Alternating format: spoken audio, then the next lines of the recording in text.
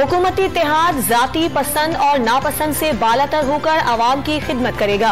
वजीर आजम शहबाज शरीफ को उम्मीद, विफाकी काबीना को जंगी काबीना करार दे दिया। गुर्बत, महंगाई, बेरोजगारी के खिलाफ जंग कर रही है। विफाकी काबीना के पहले इजलास से खिताब। डॉलर की इंतहाई ऊंची परवाज, ₹1.75 महंगा हो गया। इंटरबैंक मार्केट में डॉलर की कीमत ₹186.25 तक पहुंच गई। स्टॉक एक्सचेंज 400 पॉइंट से कमी के बाद 46,000 पॉइंट से नीचे आ गया। मुआशी सूरत हाल से मिफ्ता इस्माइल की कांपे टांगना शुरू हो गई। ये आपके बस की बात नहीं।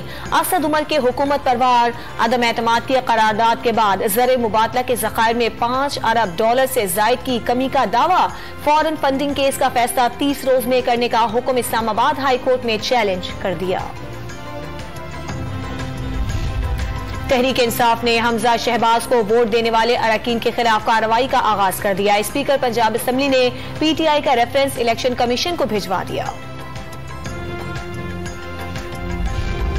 विफाकी वजीर सेहत अब्दुल कादिर पटेल ने अद्वियात की कीमतों में कमी करने का इशारा दे दिया। माजी में अद्वियात से मुताल्लिक आयद किए गए टैक्सेस का फैसला गलत करार दे दिया। वजारत खजाना और काबीना के जरिए टैक्सेस को कम करने की कोशिश करने का ऐलान। और हैदराबाद में वासा मुलाजमीन तनख्वाहें न मिलने पर सरापा एहतजाज। 14 माह से तनख्वाहों की अदम अदायगी के खिलाफ तीसरे रोज भी काम छोड़ हड़ताल जारी।